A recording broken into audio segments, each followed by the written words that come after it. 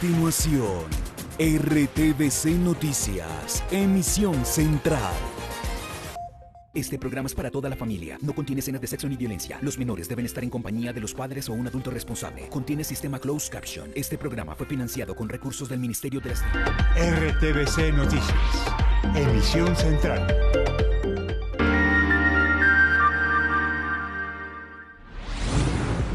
Invasión a Ucrania. Hoy las partes se sentaron a la mesa en busca de una salida negociada. Les contamos las conclusiones.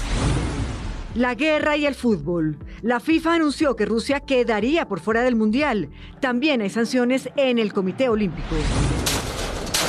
Submarino nuclear de Estados Unidos estuvo en ejercicio cerca a Cartagena con la Armada colombiana. Les explicamos qué dijo el ministro Molano.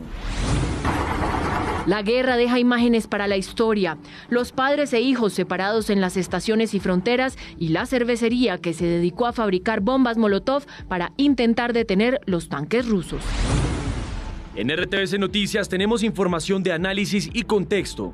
En minutos, ¿qué va a pasar con las sanciones y medidas económicas? Reapareció Johnny Leal en la audiencia en la que fue ratificada su captura. Detenido se declaró culpable del asesinato de una niña en medio del robo de un celular en Bucaramanga. Padres dicen que habían advertido del peligro en la zona. Buscan en Medellín a los ladrones que atracaron a los clientes de un restaurante. No sé. Somos el noticiero de las regiones. Fuertes disturbios en Cartagena en medio de protesta de mototaxistas. Las lluvias siguen causando estragos en varias regiones. Les contamos qué dice el IDEAM. Y en deportes, lo más destacado de la fecha del fútbol, en la que sigue la crisis en Nacional y en donde Millonarios está libre. Esperen oportunidades. Hay cupos para que estudien ciencia de datos e inteligencia artificial. Y es lunes de emprendimiento. Hoy una gran iniciativa con peinados.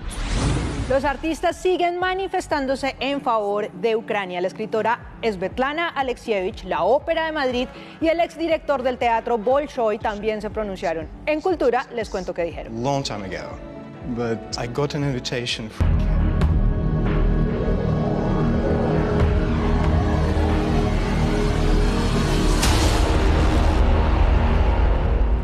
Buenas noches. Una pequeña esperanza parece surgir en medio de la guerra por la invasión de Rusia a Ucrania. Hoy las partes se sentaron en una mesa de diálogo en Bielorrusia. Este encuentro se prolongó por 6 horas. Sin embargo, Patricia, por ahora no se sabe de avances tangibles. Las partes fijaron sus posiciones y se retiraron para discutir con sus líderes, es decir, los presidentes de Rusia, Vladimir Putin, y Ucrania, Volodymyr Zelensky, respectivamente. Hay que tener en cuenta que es el primer acercamiento en el que ya es calificado el enfrentamiento bélico más intenso en suelo europeo desde la Segunda Guerra Mundial. Habrá una segunda reunión en la frontera con Polonia, aún con fecha por definir. Mientras los movimientos estratégicos en el campo de batalla entre ofensiva y resistencia escriben los días en Ucrania, esta mesa fue el otro teatro de operaciones, el escenario de la otra disputa, la diplomática. Fue el primer pulso entre Putin y Zelensky luego de que iniciara la lluvia de bombas y el avance de las tropas. Esta vez no con balas ni misiles, sino con emisarios que buscan acallarlos. Bielorrusia fue el escenario en el que esta imagen, quizá para los libros de historia, no solo porque logra concentrar en un mismo punto a los dos bandos de los que el mundo habla, sino porque permitió ver en su esplendor la retórica de ambas naciones. El izquierdo correspondió al costado ruso, comandado por el exministro de Cultura del Kremlin, Vladimir Medinsky, un experto en teatro y danza contemporánea que, como si de leer entre líneas se tratara, asume el de su ejército como una puesta en escena de un solo acto que finalizará solo con un acuerdo bipartito que el director de orquesta, su presidente, apruebe. Hemos establecido continuar el proceso de negociación. La próxima reunión tendrá lugar en los próximos días. Deber de militar el bando ucraniano al otro costado de la mesa, este hombre que con su indumentaria ya entrega un mensaje al mundo y a sus efectivos en las trincheras y en las urbes que resisten la asonada rusa. Oleksiy Reznikov, a quien hemos visto junto a su presidente y que funge como ministro de Defensa y comandante en jefe de las Fuerzas Armadas de Ucrania, no cuelga el uniforme ni siquiera para negociar. La delegación ucraniana exigió un alto al fuego y la retirada de tropas rusas de su territorio bajo el liderazgo del asesor presidencial Mikhailo Podolyak. Las delegaciones están regresando a sus capitales para realizar consultas. Ambas delegaciones están conformadas por miembros de la cúpula de asesores de exteriores y de la defensa, tanto del Kremlin como del gabinete de Zelensky. En el diálogo no hubo acuerdo, más que para dirigirse a consultas en sus respectivos países de cara a un segundo encuentro. Estaremos atentos a la segunda tanda de diálogos. La guerra también se libra en escritorios. Son intensas las acciones ejecutivas para sacar de competencia a Rusia. Y es que la FIFA y la UEFA decidieron hoy suspender a los equipos de fútbol, selecciones de Rusia y a la Federación Rusa de todas sus competencias, es decir, que no irán a Qatar 2022. Por su parte, el Comité Olímpico Internacional recomienda excluir, escuchen bien, excluir a deportistas rusos y bielorrusos de los diversos encuentros. La medida de la FIFA que dejaría el Mundial de Fútbol sin Rusia es una consecuencia de otra drástica decisión deportiva. El Comité Olímpico Internacional pidió que no se tengan en cuenta a los atletas rusos y bielorrusos en diferentes competencias oficiales. El panorama plantea que el deporte, uno de los pilares de la popularidad del régimen Putin, se desploma en medio de la ofensiva de Occidente desde los escritorios. En este momento, la tregua olímpica está vigente hasta el 20 de marzo y se considera que Rusia ha quebrado la tregua olímpica. Pero una posible expulsión de la Federación Rusa del ente rector del fútbol mundial es un debate mucho más profundo y que requeriría más tiempo. Es una suspensión, no significa que están fuera de ninguna competencia. Van a quedar fuera si llega la fecha de competir y la suspensión no se ha levantado. Quedarán eliminados como tal. Los deportistas quedaron en la mitad del debate mientras las federaciones brindan soluciones de una u otra manera. La Federación de Boxeo, por ejemplo, ya decidió que los deportistas rusos pueden participar, pero con la bandera de la paz. Elina Svitolina, la tenista ucraniana, dijo que no jugará en Monterrey y ha pedido a la ATP, a la WTA y a la ITF seguir las recomendaciones del COI.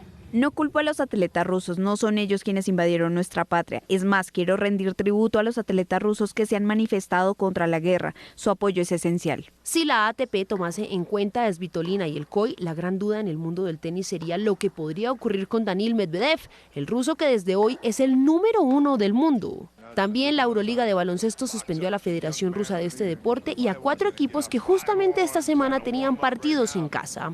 Este panorama en el que la guerra pone en pausa el deporte recuerda la larga sequía de mundiales de fútbol. No hubo torneos en 1942 y 1946. Y vean este hecho importante en el contexto de la guerra. La Armada de Colombia realizó ejercicios junto con Estados Unidos en un submarino nuclear. Las maniobras fueron en el Mar Caribe, cerca a Cartagena. Stephanie Valencia, ¿qué dice el ministro de Defensa al respecto? Buenas noches. ¿Qué tal? Muy buenas noches. Pues mire, el ministro de Defensa explicó 2 cosas. Por un lado, que no es la primera vez que la Armada colombiana realiza estos entrenamientos de guerra conjuntos, pero sí la primera vez que se hace con un submarino nuclear en aguas nacionales. Y lo segundo, aclaró que estas actividades se realizaron dentro del ámbito de la OTAN y que reflejan la confianza entre Estados Unidos y Colombia.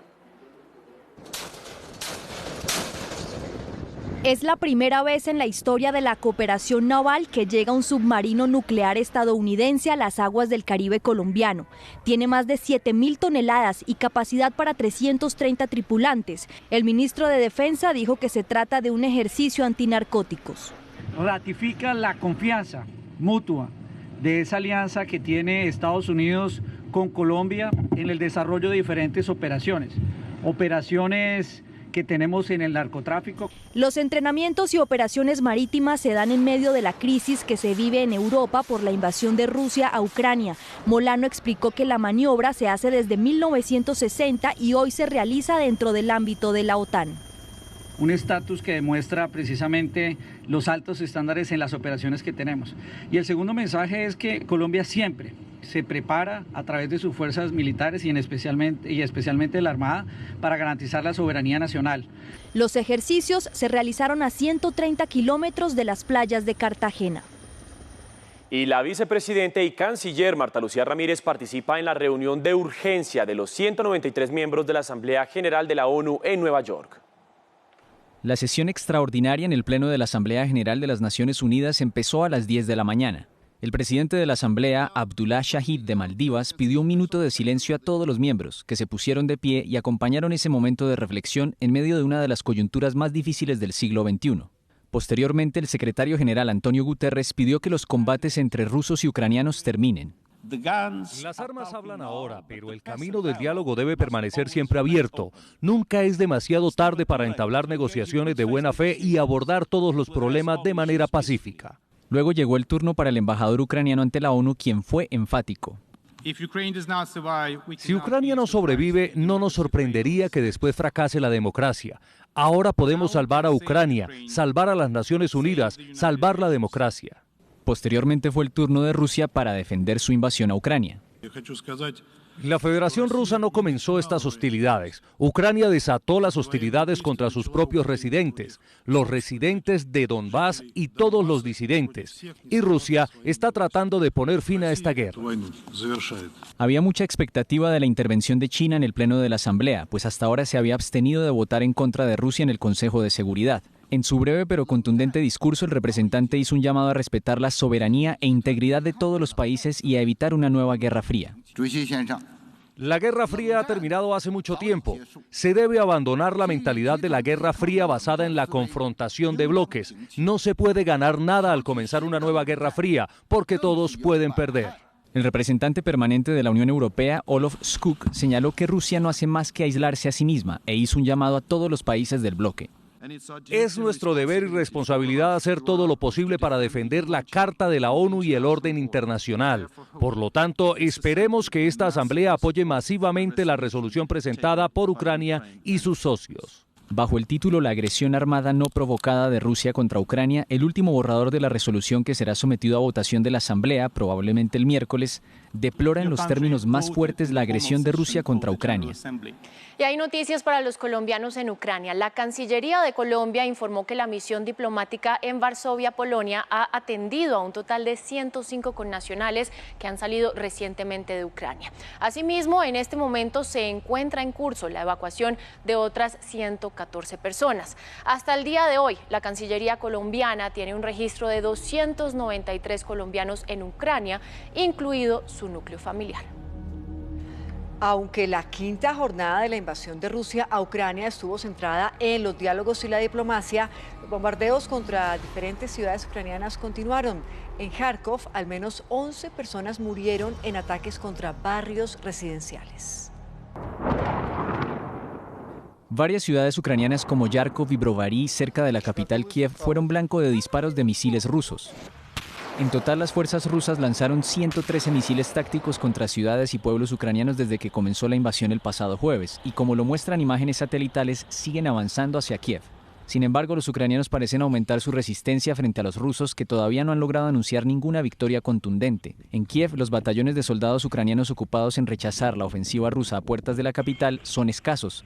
Por eso se han formado trincheras por parte de civiles que han dicho estar listos para darle una lección de vida a su enemigo. Hay suficientes personas aquí para resistir. Nosotros vamos a resistir. Toda Ucrania va a resistir, ya sea Kiev, Leópolis o Donetsk. Ucrania exige un alto el fuego inmediato y la retirada total de las tropas rusas de su territorio. El balance del conflicto sigue siendo incierto y Ucrania informó de 200 civiles y decenas de militares muertos desde el jueves, incluidos 16 niños. Por su parte, la ONU registró 102 civiles muertos, entre ellos 7 menores de edad y 304 heridos, pero advirtió que las cifras pueden ser más altas. Son varias las imágenes y las historias que quedan en medio de la invasión rusa a Ucrania. Padres que han tenido que dejar ir a sus hijos para irse al frente de combate, o también familias separadas en medio de los bombardeos. Pues aquí recopilamos algunos de esos dramas.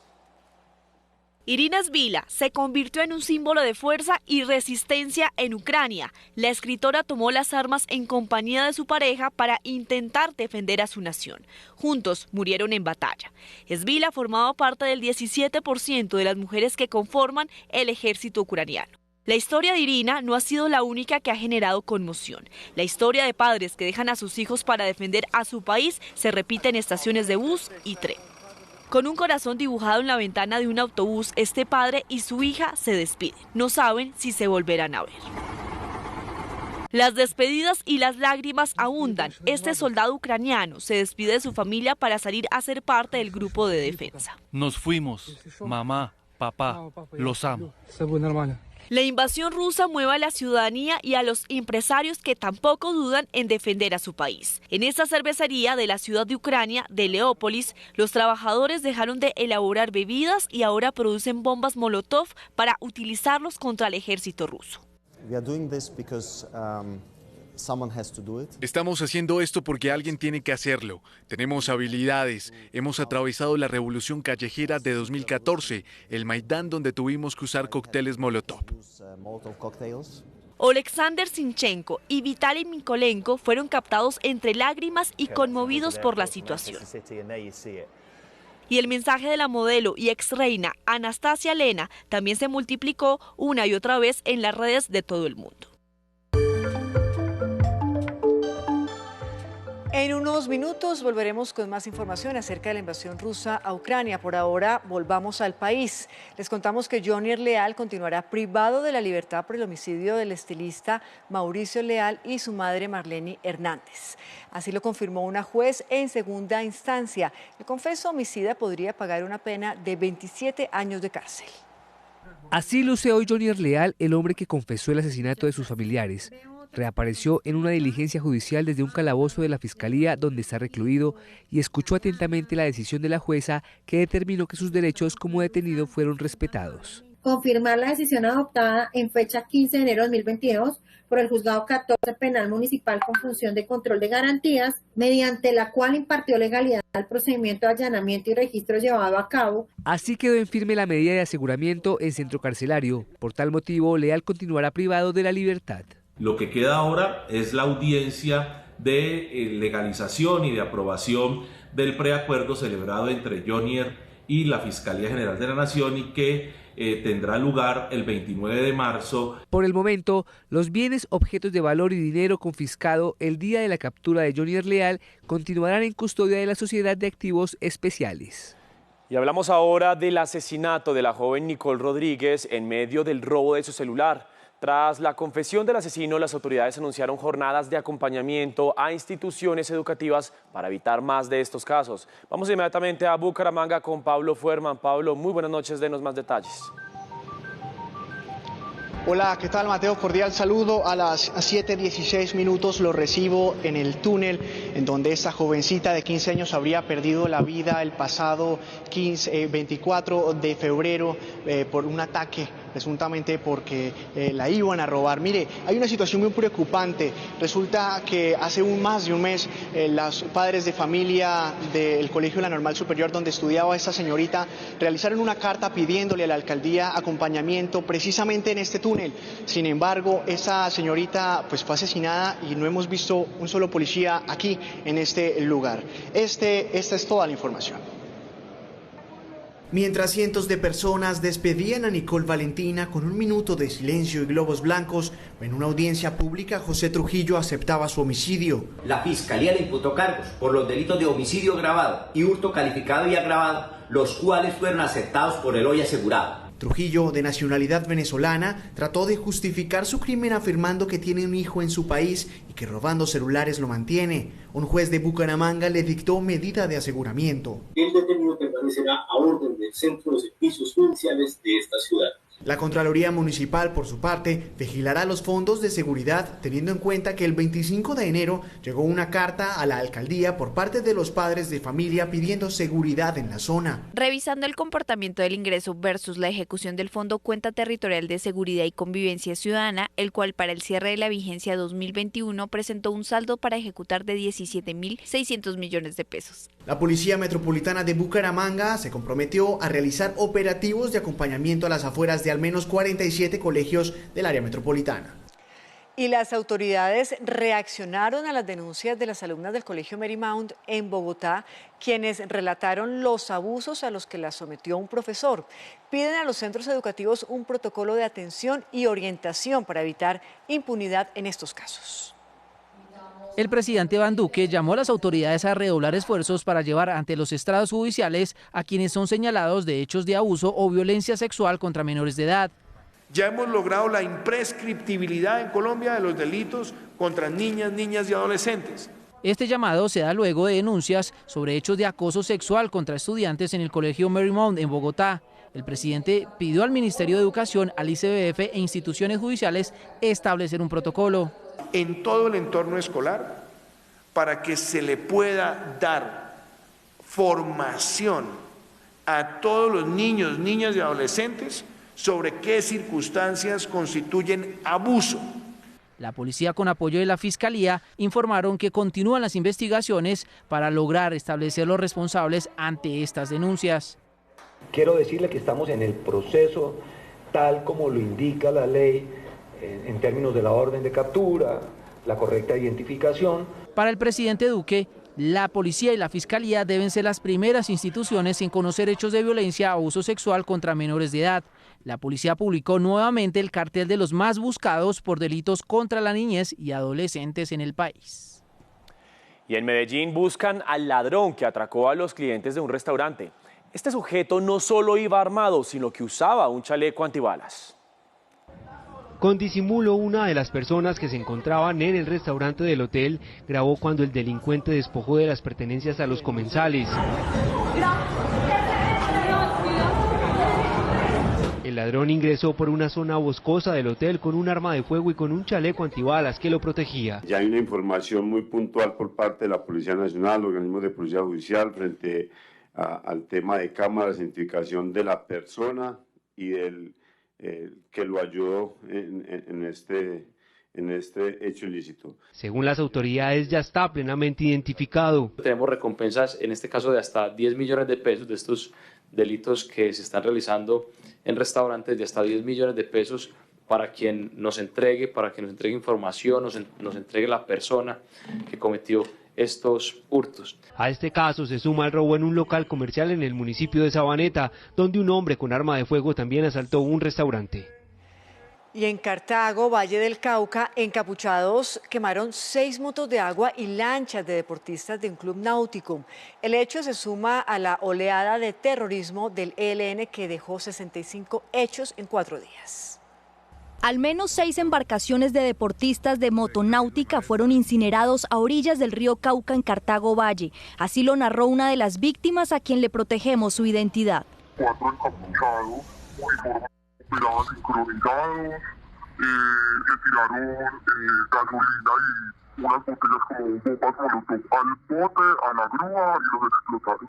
Son 1.300 millones de pesos en pérdidas. En cámaras de seguridad quedó registrado el momento de la explosión y la huida de los encapuchados. En el país, en total, fueron 65 acciones terroristas atribuidas al ELN en 4 días.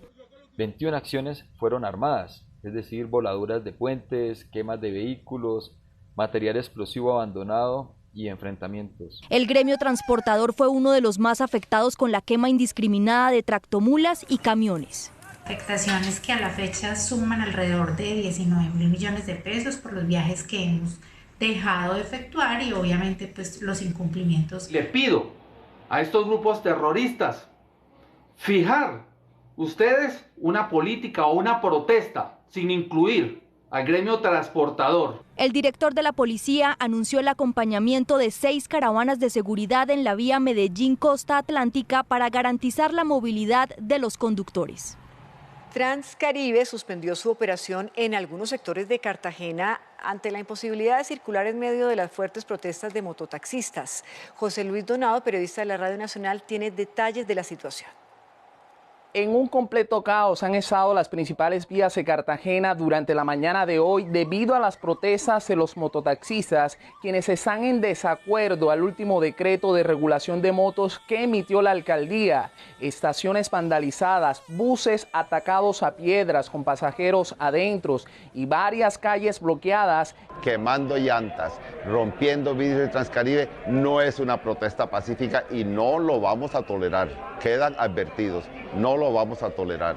No le pueden hacer ese daño a la ciudad de Cartagena. Radio Nacional de Colombia y RTVC Noticias, conectados 24/7.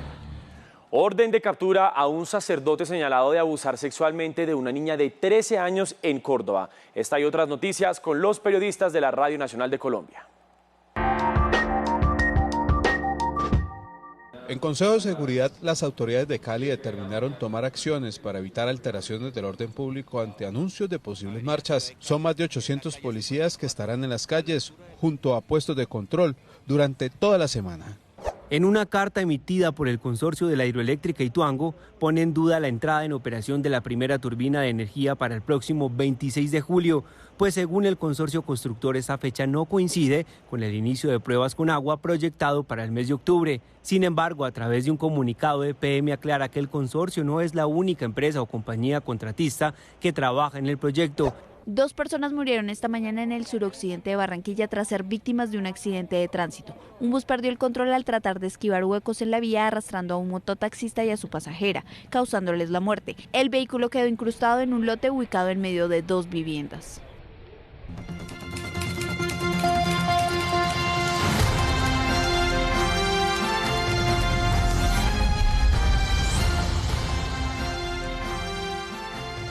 Iniciamos Colombia, mi elección 2022 con información de la misión de observación electoral de la Unión Europea.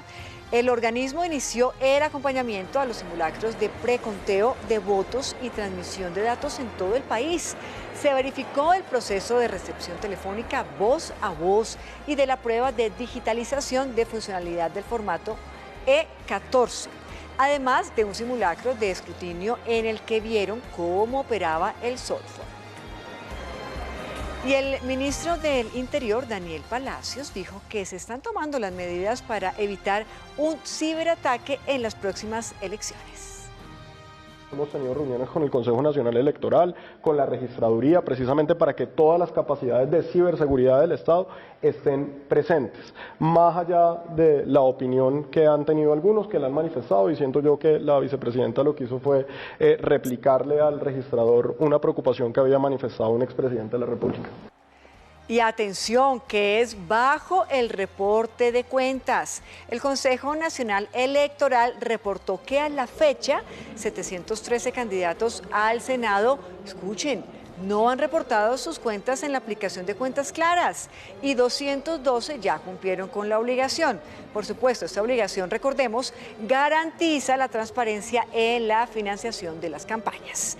La autoridad electoral dijo además que 1.220 aspirantes a la Cámara de Representantes tampoco han realizado la obligación, mientras que 273 ya lo hicieron. Así que a hacerlo, candidatos.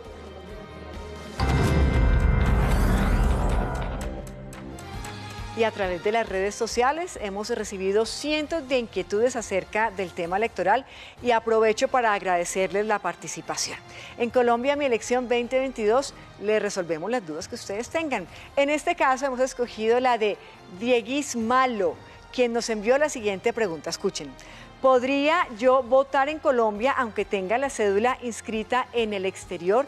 Y pues por motivos de fuerza mayor él no puede regresar al país o a la ciudad donde reside. Pues le cuento lo siguiente, Diego, mucha atención.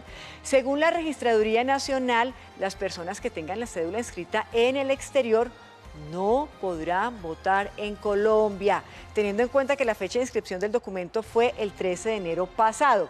Esto para Congreso, por supuesto. Sin embargo, para la votación del 29 de mayo, la primera vuelta electoral por la presidencia, les recuerdo a Diego y a todos nuestros televidentes que las inscripciones de cédulas estarán habilitadas hasta el 29 de marzo. Lo que puede hacer es entrar a www.registraduría.gov.co y averiguar realmente un poco más acerca del tema. Muchísimas gracias a Diego por su pregunta. Y a propósito de pedagogía, en la Convergencia de Medios les preparamos un informe sobre la importancia de que su voto sea bien informado. Para escoger libremente a un candidato, para conocerlo a fondo, para saber y hablar sobre sus temas y propuestas, para saber el número del tarjetón, el partido político y el movimiento, es fundamental una condición: estar informados. Para esta jornada electoral del próximo 13 de marzo, debes saber de entrada que el voto es un deber, un derecho, y que debe ser un ejercicio espontáneo y secreto. Para el día de la elección es muy importante que tengas la oportunidad de evaluar las propuestas de tu candidato o partido. Consulta los sitios web de los movimientos, partidos o aspirantes y lee sus programas. Infórmate de manera periódica a través de medios de comunicación reconocidos. Estos acostumbran a abrir sus espacios a partidos, candidatos, además de anunciar novedades de la organización del proceso electoral. Pilas con las redes sociales, mejor investiga. Y por nada del mundo vendas o recibas algo a cambio de tu voto. El día de la jornada de elecciones no olvides previamente identificar tu puesto de votación, llevar tu cédula de ciudadanía, ejercer el derecho al voto temprano y lo más importante, reclamar tu certificado electoral. Así que tómate tu tiempo, infórmate, pero sobre todo vota a conciencia, porque Colombia, mi elección. Eso es lo que se llama votar con inteligencia. Necesitamos electores bien informados. Y en la convergencia de medios públicos creada para que ustedes informen y voten a conciencia, estamos atentos a la agenda de los candidatos y precandidatos a la presidencia. Les contamos cómo transcurrió la jornada de hoy. Durante 1 hora y media, Gustavo Petro sostuvo una reunión con el expresidente César Gaviria. Fue lo que hablamos del déficit fiscal del país a partir de una reforma tributaria que tiene que ser más progresiva, es decir, que tiene que afectar más a quienes más tienen. 2 candidatos opinaron sobre la reunión de Gustavo Petro y César Gaviria. Juan Manuel Galán. La única representación del verdadero liberalismo en esa reunión es la escultura de Luis Carlos Galán. Enrique Gómez. El cinismo, la ironía y la mitomanía de Gustavo Petro son infinitos. El punto 2 del acuerdo sobre lo fundamental habla de la moral. Y entonces un hombre que tiene ética y moral explica quién le llena la bolsa de dinero. Alejandro Gaviria habló de lo que debe tener el próximo presidente de la República. El próximo presidente de Colombia tendrá que ser un gran reformador social. Tendrá que tener la capacidad de unir, de juntar los diferentes, de promover la paz. Jorge Robledo sigue inconforme con las decisiones de Alejandro Gaviria. Alejandro Gaviria confirma que recibirá votos de cualquier político, incluido Jorge Rey, y cita a académicos para justificarlo. Rodolfo Hernández rechazó la invasión de Rusia a Ucrania. Y reiterar mi absoluto compromiso con la paz en Colombia. Sergio Fajardo presentó sus propuestas en educación. La Universidad Nacional Pública Digital para que cerca de 100.000 jóvenes de las regiones más aportadas de nuestro país estudien. John Milton Rodríguez desde Cali siguió en manifestaciones contra el aborto. Para exigirle a la Corte Constitucional respeto por la vida de los indefensos. Arelis Uriana estuvo en la Alta Guajira repartiendo volantes. Seguimos trabajando en la pedagogía del pacto histórico. Enrique Peñalosa repartió volantes en Transmilenio. Por ejemplo, un niño puede hacerle muecas desde la ventana de Transmilenio a un carro de lujo que está en un trancón. Camilo Romero presentó en Bogotá propuestas sobre salud. No puede ser que día a día las personas mueran esperando un servicio de urgencias o un medicamento. Óscar Iván Zuluaga repartió volantes y habló de convertir el campo en el mejor negocio del país. Para Colombia y para el mundo, pero no solo de producir la comida, sino de montar las fábricas de procesamiento. Ingrid Betancourt, David Barguil, Francia Márquez, Alejandro Char, Federico Gutiérrez, Alfredo Saade, Carlos Amaya, Luis Gilberto Murillo, Aide Lizarazo y Luis Pérez no tuvieron eventos públicos antes de esta emisión.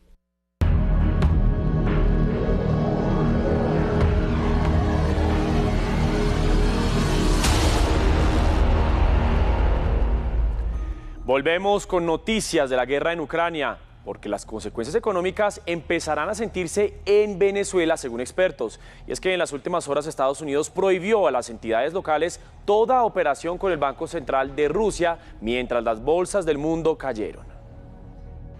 La millonaria deuda extranjera de Venezuela y que fue asumida por Rusia desde el 2017 por medio de un acuerdo, podría quedar en mora como consecuencia de la invasión a Ucrania. Son cerca de 3.150 millones de dólares que Venezuela no podrá pagar debido a que se realiza esas transacciones en rublo. Estados Unidos anunció la prohibición a cualquier institución financiera o empresa estadounidense a hacer transacciones y operaciones con el Banco Central de Rusia. Asimismo, impide a la entidad ceder a sus reservas en dólares en el mundo. En cuanto a la moneda rusa, el rublo se desplomó en el mercado al 30% frente al dólar y el euro como consecuencia de las sanciones. Debido a la situación económica que vive el país, el Banco Central de Rusia anunció que aumentará la tasa de interés anual del 9,5% al 20%. ¿Y esto cómo afecta a la economía global?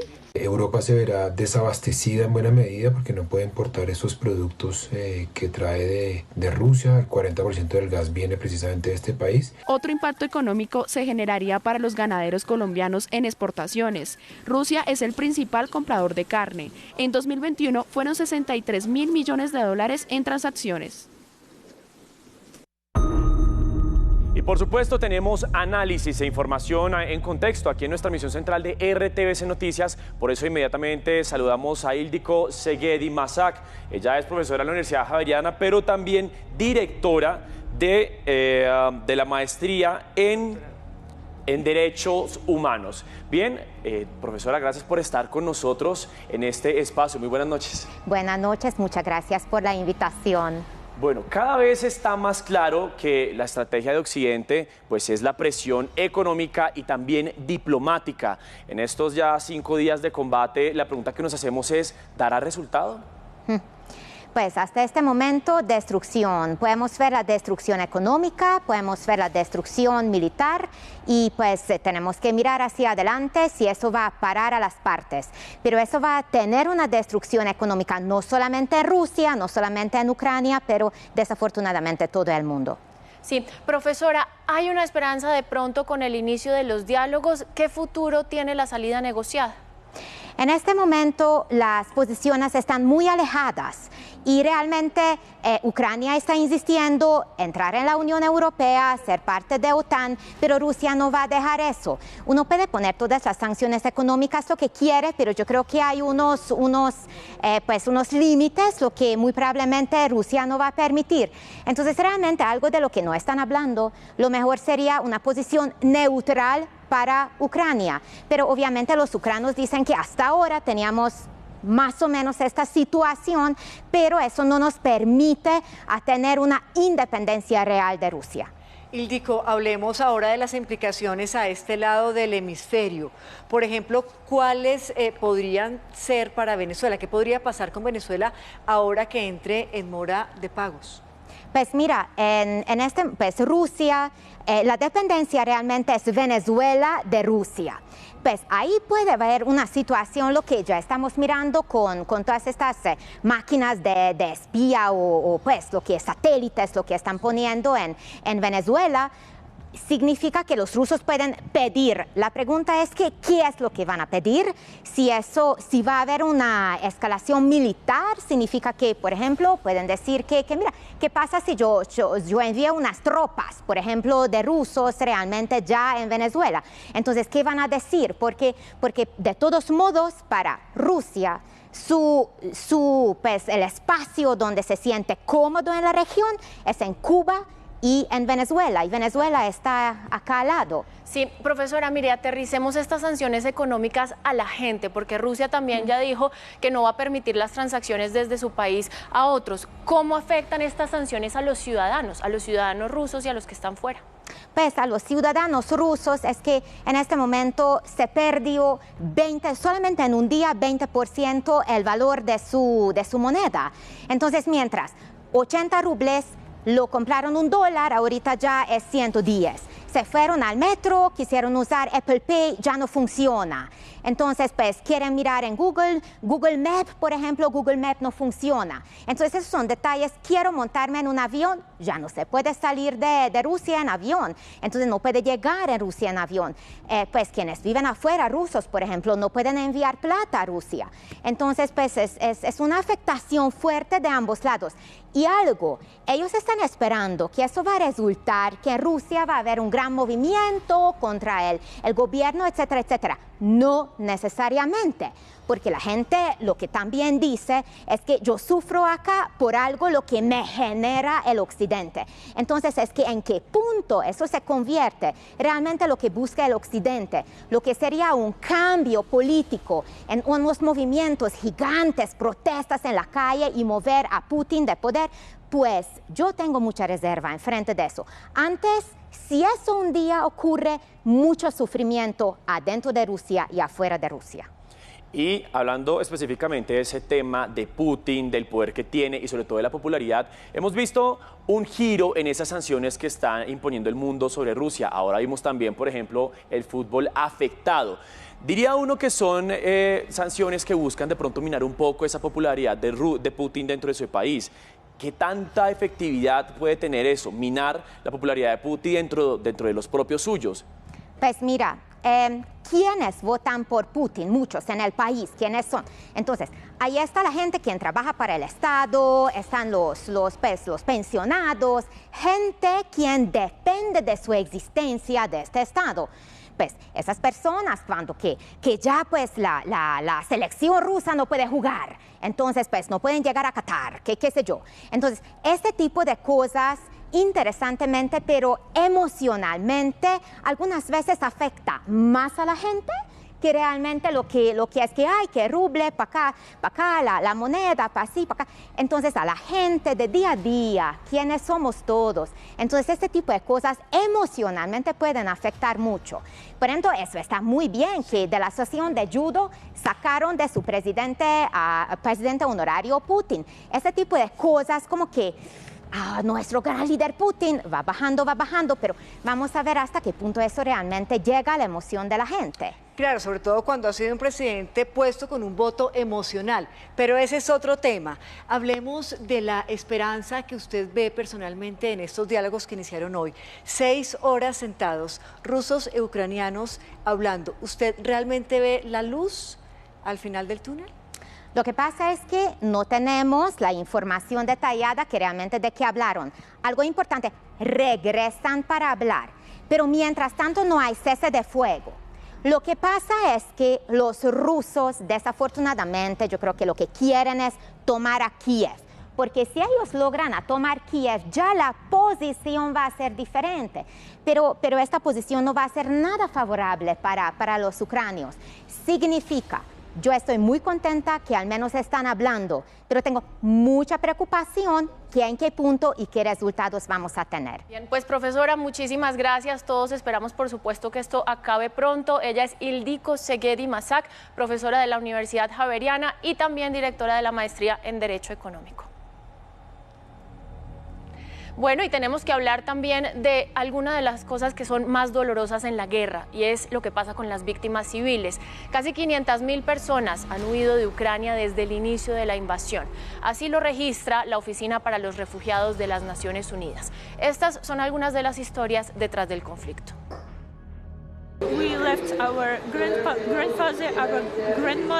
Dejamos a nuestro abuelo, nuestra abuela y nuestra casa con todo lo que teníamos. Solo tenemos bolsitas y nuestro perro.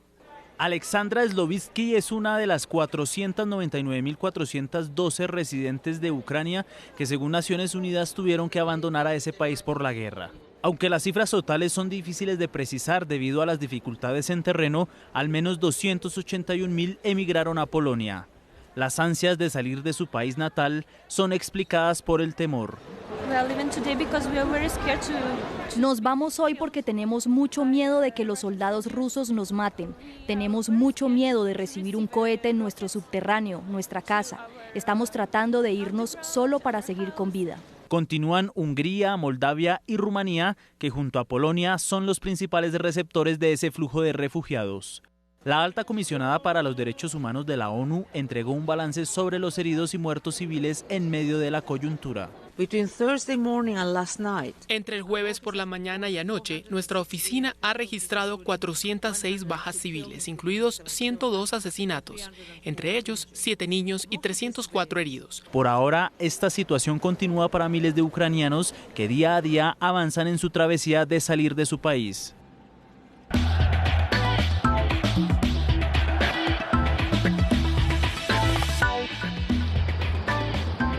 Muy buenas noches, bienvenidos a la información deportiva. Después de jugarse la fecha número 9 en el fútbol profesional colombiano, el único líder es Millonarios después de su victoria ante Cortuluá y después de la derrota del Tolima ante el Junior. América de Cali está galopando gracias a su victoria ante Once Caldas, ya está entre los 8 mejores. El que sí tiene una crisis de resultado es Atlético Nacional. Los hinchas responsabilizan a su arquero Aldair Quintana. Aquí la crónica de la jornada.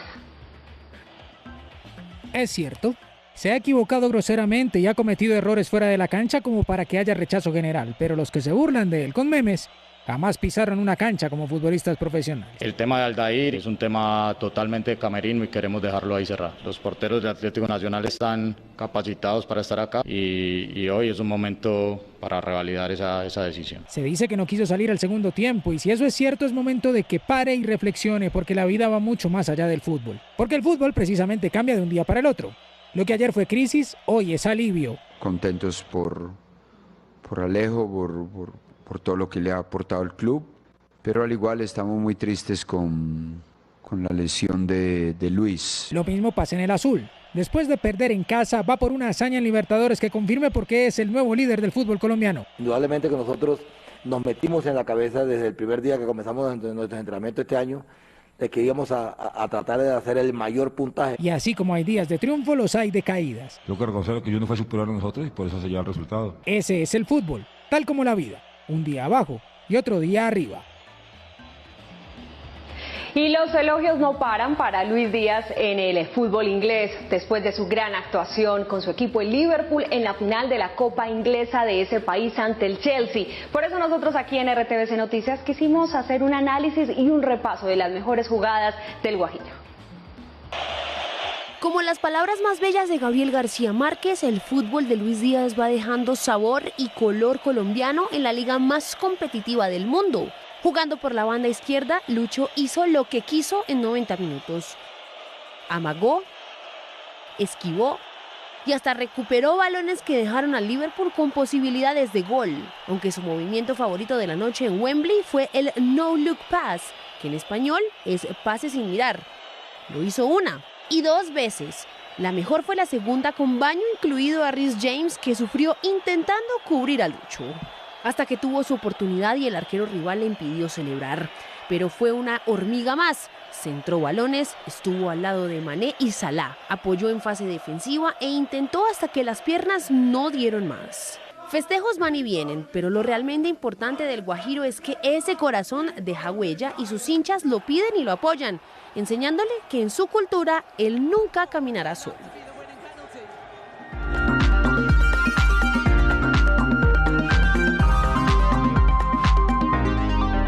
Los artistas del mundo siguen dando su opinión sobre la invasión a Ucrania. Esta vez varios escritores se pronunciaron, entre esos Svetlana Alexievich, escritora bielorrusa, ganadora de un premio Nobel en literatura, que ha escrito y narrado muy de cerca la guerra, desde la Segunda Guerra Mundial, con uno de sus libros que se llama La guerra tiene rostro de mujer, y otro que se llama Los muchachos del Zinc, que hablaba de la guerra en Afganistán. Lo mismo ocurrió en el Teatro de la Ópera de Madrid, donde estaban presentando una de las óperas de Richard Wagner, que es El Anillo del Nibelungo, y al final del cuarto acto, cuando Sigfrido, el héroe, muere, resulta que muere sobre una bandera de Ucrania como una forma de apoyo a todas las víctimas de ese país.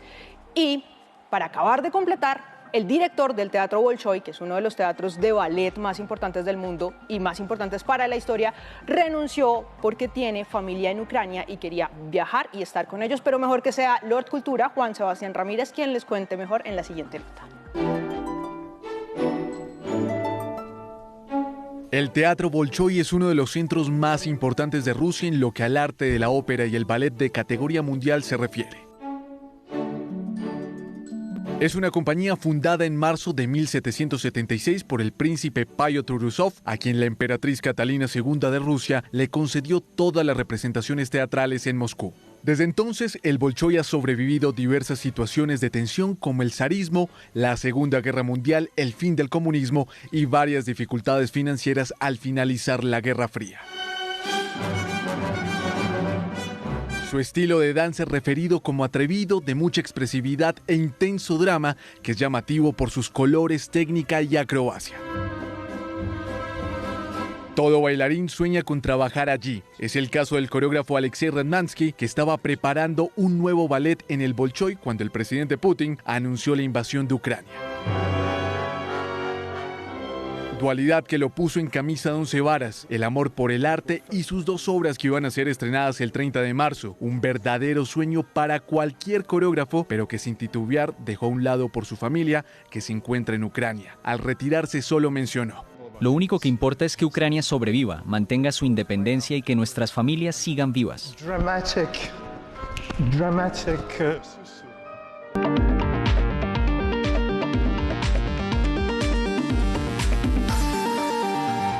Vamos ahora con noticias económicas porque el DANE reveló que la tasa de desempleo en enero bajó a 14,6%. 3,5 millones de colombianos aún siguen sin empleo. El mercado laboral sigue en reactivación. En enero de 2022 hubo 20,6 millones de personas con trabajo, ya sea formal o informal, y se recuperaron 1,5 millones de puestos de trabajo frente a enero de 2021. 823.000 puestos de trabajo recuperados entre enero del 2022 y enero del 2021 en las 13 principales ciudades y áreas metropolitanas, con, en este caso particular, un incremento de 427.000 mujeres. Los sectores que más rescataron empleos fueron el comercio con 348.000, las actividades profesionales, científicas y técnicas con 262.000 y la industria manufacturera con 232.000. Sin embargo, hay retos. 3,5 millones de personas están desempleadas, 1,6 millones son hombres y 1,9 millones mujeres. El desempleo sigue en 2 dígitos para las mujeres y para los jóvenes. Por tal razón se requiere que haya en Colombia una política de trabajo decente. En Colombia, casi 9 millones de personas trabajan de manera informal.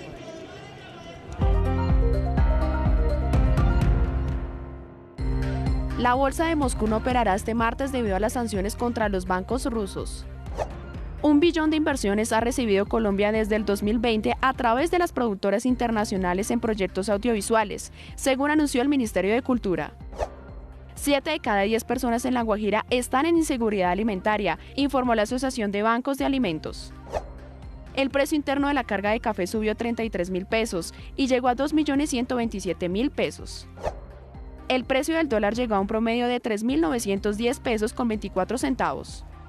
El escándalo mallorquín, por supuesto, tráfico de influencias, llegó hoy a la Procuraduría y hay novedades en la JEP con el caso de Maza Márquez. Esto y más en el siguiente resumen informativo en un minuto. Se presentó ante la Procuraduría el exasesor de la presidencia Andrés Mallorquín y en su declaración afirmó que en los 24 contratos adjudicados a su esposa, Karen Baquiro, no hubo delito alguno. El ente de control busca determinar si Mallorquín incurrió en la violación al régimen de inhabilidades o conflicto de intereses. En un operativo de allanamiento en una finca en Buenaventura, las autoridades recuperaron 16 extranjeros, entre ellos 3 menores de edad que eran custodiados por 2 personas. Al parecer, quienes lo cuidaban serían integrantes del Clan del Golfo. La JEP dejó en firme la audiencia en la que el general retirado Miguel Maza Márquez responderá por el caso del exterminio de la Unión Patriótica. Los magistrados rechazaron una acción legal interpuesta por la defensa de Maza Márquez que solicitaba revocar la diligencia porque actualmente esperan una decisión de la Corte Suprema de Justicia por el magnicidio contra Luis Carlos Galán. En norte de Santander fue capturado alias Motilón, señalado de ser el cuarto cabecilla del Frente Luis Enrique León Guerra del ELN. En la operación fueron capturadas 5 personas más.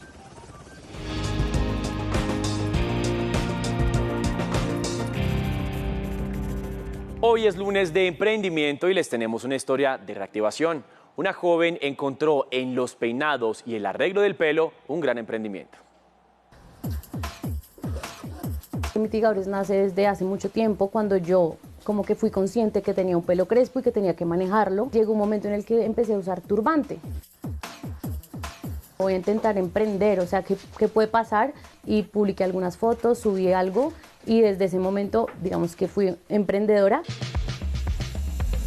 En la primera semana tuvimos un pedido de 25 mitigadores. Digamos que en ese momento yo no sabía si eso era mucho o era poco, yo simplemente dije vamos a seguir.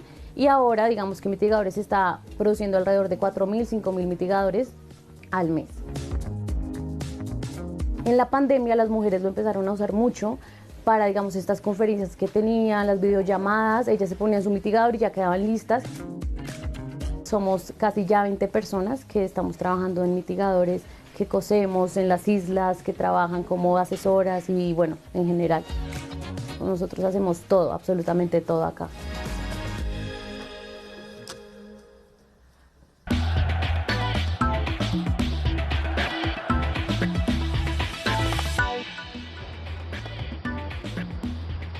Y seguimos con más información deportiva, con buenas noticias para el tenis colombiano, porque además de subir un puesto en el ranking de la WTA, María Camila Osorio debutó con muy buena victoria en el Abierto de Monterrey. Así que con tenis, con el deporte blanco y con fútbol hacemos un repaso por el resumen deportivo del día. En 2 sets, la cucuteña María Camila Osorio venció a Magdalena Fresh en el Abierto de Monterrey. Con parciales 6-3 y 7-6 sobre la polaca, Osorio logró el triunfo que la clasificó a los octavos de final del torneo. Millonarios se enfrenta este martes a Fluminense en el estadio São Januário de Río de Janeiro, buscando remontar el 2-1 en contra y obtener el cupo a la fase 3 de la Copa Libertadores. El último triunfo embajador en suelo brasileño fue en 2018. Ir hoy líder en el fútbol colombiano a jugar un partido de eso, yo creo que eso también nos da a nosotros esa potestad y esa jerarquía de que podemos ir a disputar el partido y lo vamos a ir a disputar. Junior de Barranquilla es el líder de la Liga Femenina. Jugadas 2 fechas, las tiburonas dirigidas por Ginaris García vencieron 3-0 a Real Santander y suman 6 puntos y una diferencia de 4 goles sobre Llaneros, que son segundas. Este miércoles comienza la fecha número 3 del torneo.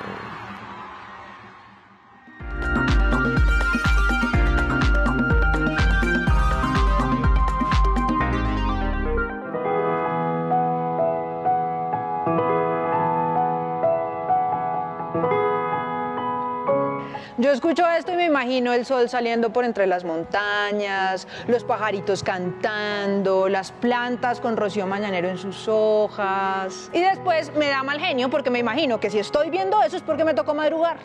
La verdad, yo soy de las que cree que no por mucho madrugar amanece más temprano, pero sí da un hambre atroz. Si les pasa lo mismo, la asociación no viene de la nada. Resulta que este es el comienzo de la suite número 1, opus 46, del compositor noruego Edvard Grieg. Grieg hizo esta música para una obra de teatro que se llama Peer Gynt, que escribió otro noruego que se llamaba Henrik Ibsen. Y en esta parte, que es de la que estamos hablando, efectivamente amanece.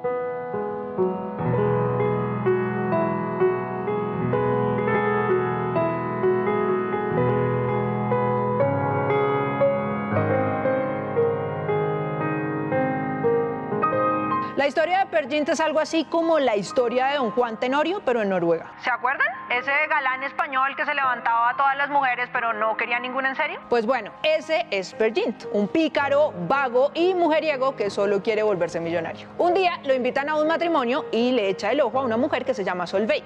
Ella no le para ni 5 de bolas y Peer Gynt, con su ego herido, se levanta a la novia, que entre otras cosas no estaba tan segura de casarse. Se escapa con ella, pero cuando llegan al bosque la abandona y seduce a la hija del rey de los troles. Hagan cuentas, el rey de los troles quiere obligarlo a casarse con su hija por haberla deshonrado. Solveig se arrepiente de haberle dicho que no lo quería y se va a buscarlo. E Ingrid, la novia, le cuenta que tienen un hijo juntos. Para zafarse de todo, Peer Gynt se va para África y se vuelve rico traficando esclavos. Pero como ustedes dicen que siempre les daño las historias porque les cuento el final, hasta ahí les dejo esta vez.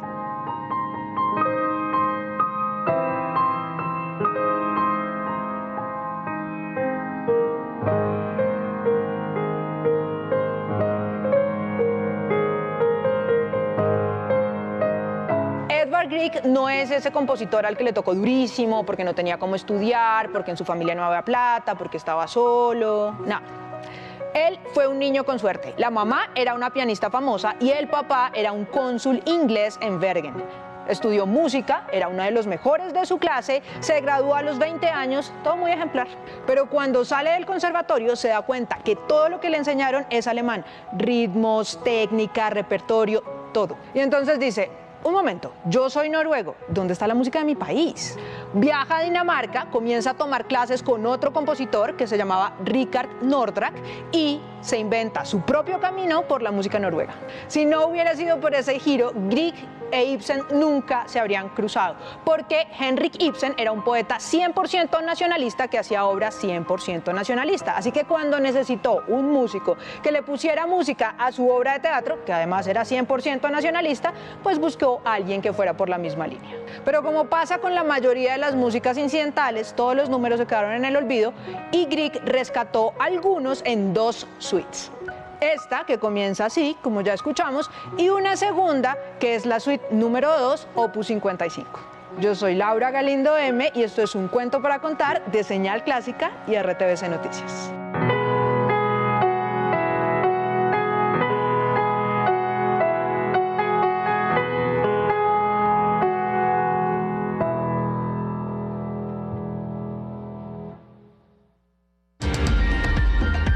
RTBC Noticias, emisión central.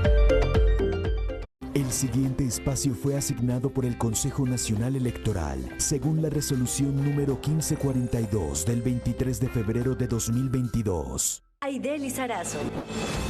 Nuestras propuestas presidenciales en reactivación económica son reabrir todas las empresas y pequeños negocios que tuvieron que cerrar por la pandemia y que no recibieron ayudas económicas durante la emergencia. Incentivos económicos para empleadores que contraten mujeres y jóvenes. Industrialización y reactivación de nuestro campo colombiano. Recuerda, pide al jurado de votación consulta presidencial Equipo por Colombia. El siguiente espacio fue asignado por el Consejo Nacional Electoral, según la resolución número 1256 del 9 de febrero de 2022.